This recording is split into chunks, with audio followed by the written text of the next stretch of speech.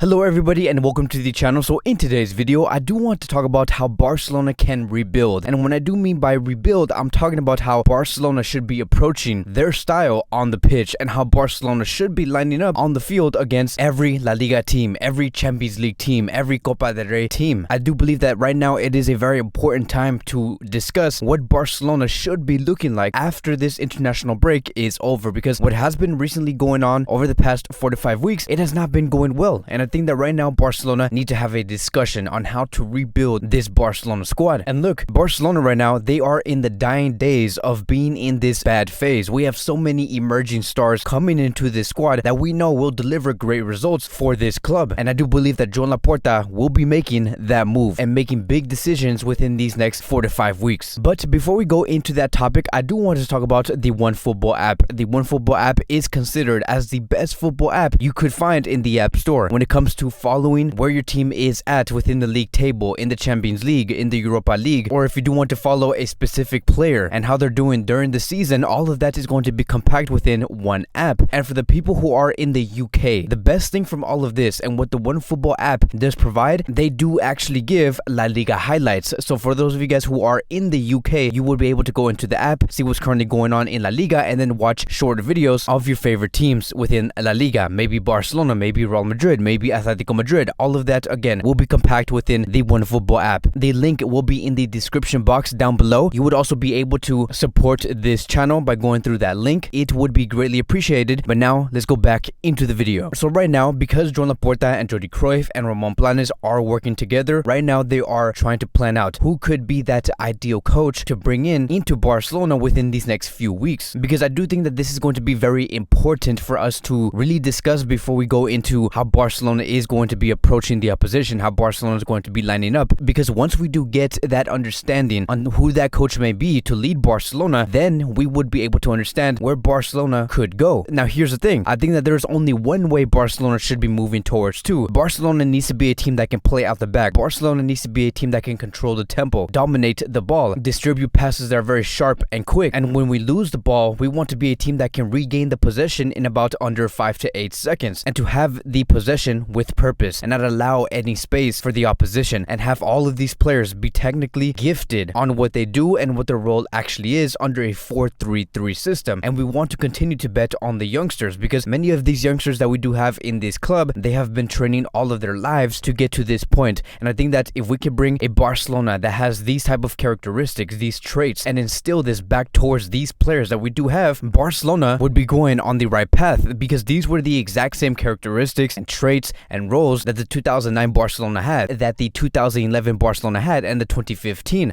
I'm not saying that this Barcelona squad could become what the 2009 Barcelona was or the 2011, but if we just have that intention to play in that way, we will be going in a great route. Now, who could those coaches be to instill these type of things back to this club? I think that one coach could be, again, Xavi Hernandez. Xavi Hernandez is a disciple when it comes to these type of principles. Another one could be Luis Enrique. We have seen what Luis Enrique has done with the Spanish national team, what he did with FC Barcelona back in 2015. Again, these are two disciples that really do believe in the principles that we have just named. Another coach that we could name is Ten Hag, who is also very capable to do the work, to bring in Barcelona that's much more motivated, a Barcelona that runs the ball faster. It would be very interesting to see someone like Ten Hag come to FC Barcelona. But the idea is clear. Where Barcelona should be going, it is very clear, and the coaches will understand this. And overall, we do need a coach that does have character, that does have enthusiasm to get these players to where they need to be. Because right now we have someone named Ronald Koeman, who is not the most ideal coach to run Barcelona in a specific way, because right now we do not have a foundation within Barcelona. Right now we do not have a specific style. So let's just assume that Barcelona actually have a brand new coach, and it could be either Xavi Hernandez, Luis Enrique, Ten Hag, whoever that may be, right? As long as we have the ideas and the principles back to this Barcelona squad, I do think that any of these three could actually do it. But what could be the team that could be executed this season? Now, this is where it does get very interesting, right? Because we have many players within this squad and so many choices to pick from that we do not even know what's going to be our set starting 11. But here's going to be my bet on how I believe Barcelona should be moving forward. Maybe not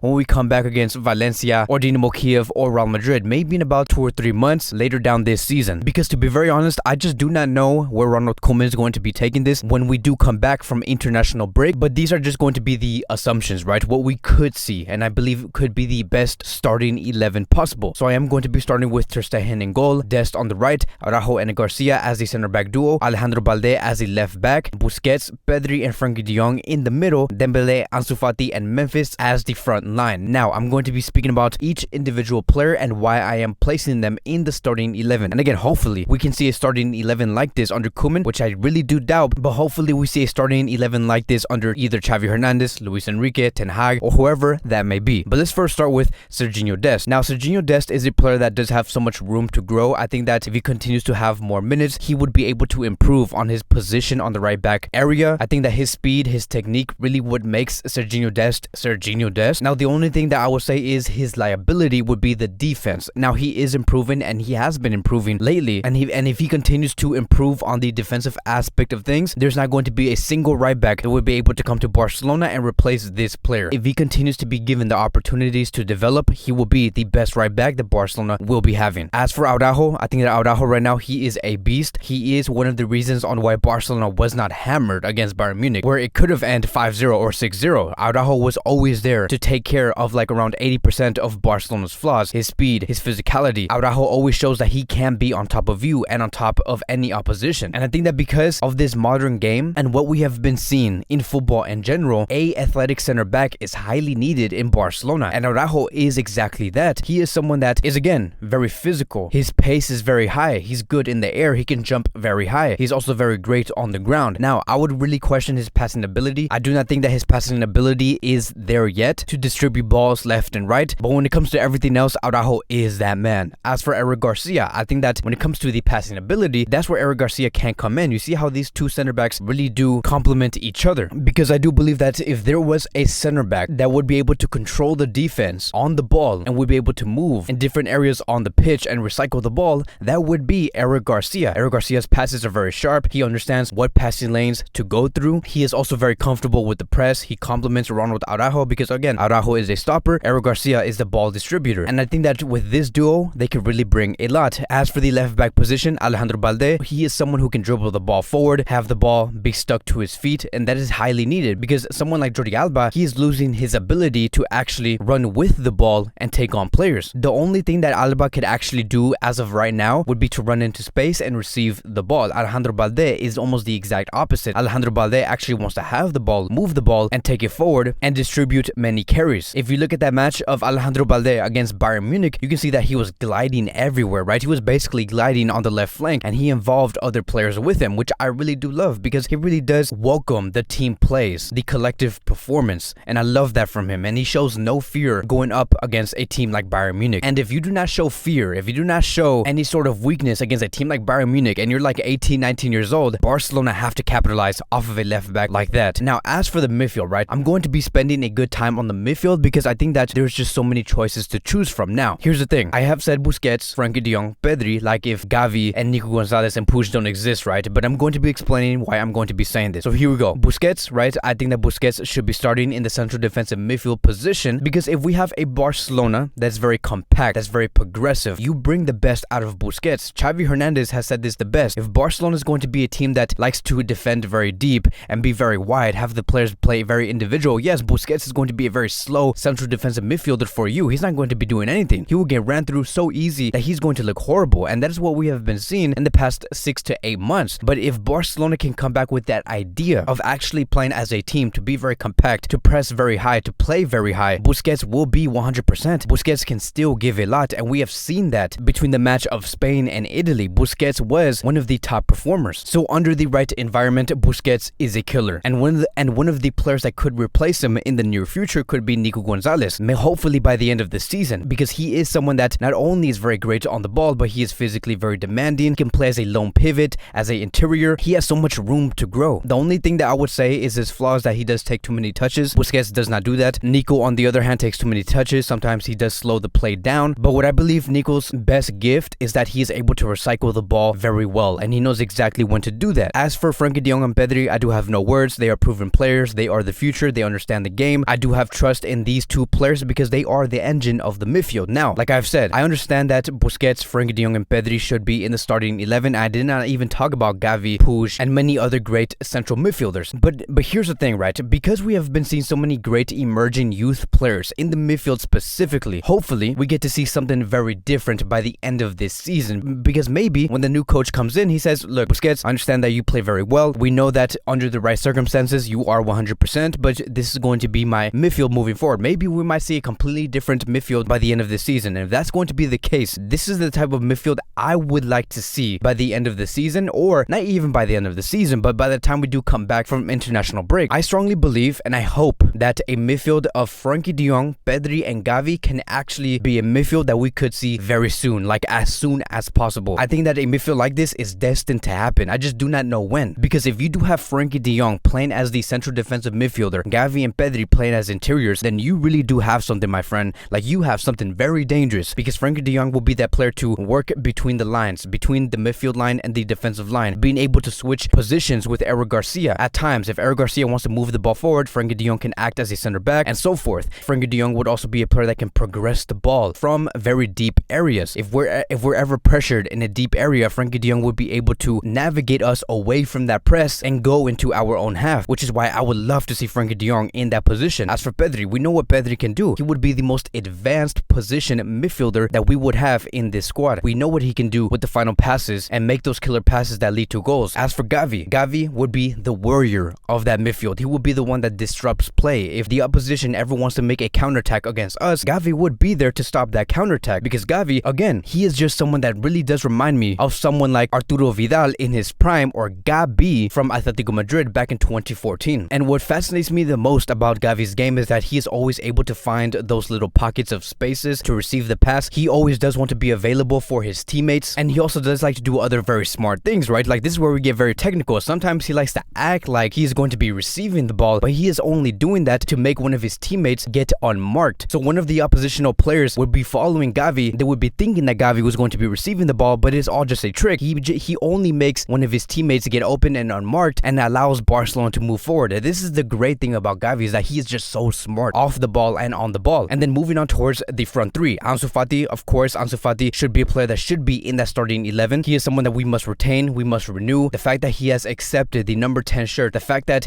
he has scored in his debut after coming back from an injury that took him out for about 10 months, he has the mentality of a real leader. He is not afraid. And I think that because of all of this, Ansu Fati, he is showing why he could become great. As a matter of fact, he is great. He is someone who can give us goals, assists. He's here for the now and for the next 10 years. As for his position, I do think that Ansu Fati could play very wide, which is right on the line, very similar to David Villa, and he can also be a player that can play right in the center. And the one player that would be very compatible to play alongside with him, who can also play very wide, play in the center, would be Memphis Depay. This is why I really push the agenda of Memphis Depay and Ansu Fati, because when we talk about Memphis Depay, he is also someone that is very technically gifted. His ability to make short passes with Ansu Fati, long passes with Ansu Fati, could be very creative in that final third area and make goals happen. That would be really great to see, because we have been seeing a Barcelona that has no solutions, a Barcelona that was very flat, a Barcelona that's very uninspired, a Barcelona that cannot find any solutions. Like, we have seen that game against Granada, Bayern Munich, Levante with very little answers. And I think that with Memphis and Ansu finally clicking and having that chemistry, they could find the goals. It would be able to aid those problems. Now, it has been very unfortunate to actually see Memphis play in such a low level, because we have not seen what we have seen from Memphis in the beginning of the season, right? The preseason. But with Ansu Fati finally coming back, I think that in time, Ansu and Memphis can be a great duo. And then as for the final player, of course, I do want to see Dembele on the right wing. Dembele is a much different winger compared to the other wingers that we do have. We have to keep in mind that Dembele did not receive a single injury in the previous season. So don't come here and say that, oh, Dembele is going to come back and get injured. I do